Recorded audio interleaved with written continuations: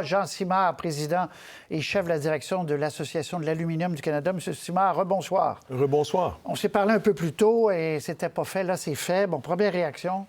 Bien, écoutez, on n'est pas étonné.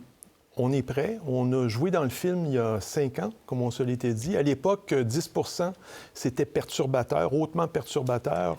Aujourd'hui, 25 je pense que ça va être hautement destructeur sur les entreprises aux États-Unis principalement. OK. Et pour chez nous, quel est l'effet dans les prochaines semaines d'un 25 si ça devait durer du 4 mars pendant plusieurs mois? Là?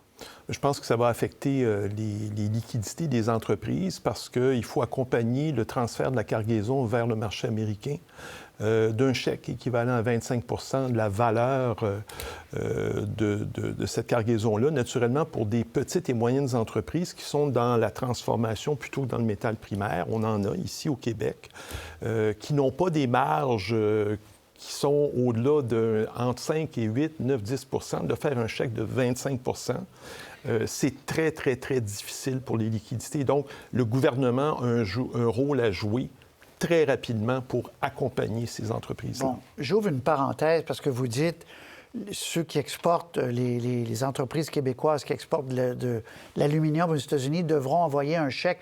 On a dit depuis le début de cette crise que ce sont les clients américains qui devront payer le Trésor américain de 25 et non pas l'exportateur. Vous dites oui, mais techniquement, comme les entreprises québécoises accompagnent, prenons l'aluminium, ils doivent donner un acompte, là.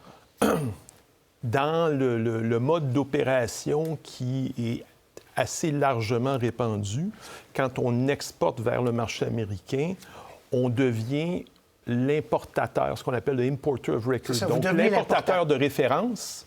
Et donc, c'est entreprise A canadienne qui fonde l'entreprise A américaine qui est strictement là pour faire le transfert. Et donc, on paye, on avance en fait au Trésor américain ce que nos clients vont être appelés à nous rembourser. Mais c'est très important comme distinction parce qu'on disait toujours, oui, mais ça sera les Américains.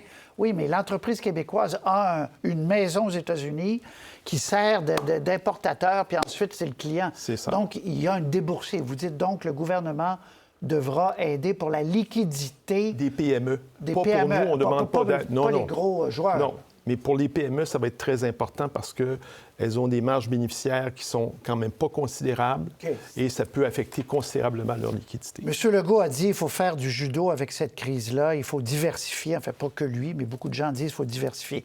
Est-ce qu'on peut trouver d'autres clients fiables pour le long terme ailleurs qu'aux États-Unis?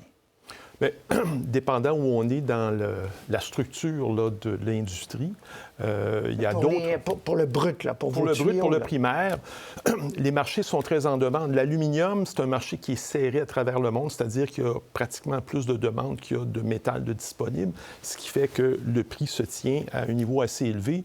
On peut facilement, à partir du Canada, expédier vers l'Europe, par exemple, des lingots d'aluminium. C'est un marché qui est très en demande. Si jamais ça durait, c'est certain que c'est on dirait un pivot commercial qui serait considéré parce qu'on ne serait pas astreint à un tarif de 25 et donc les marges bénéficiaires seraient plus intéressantes.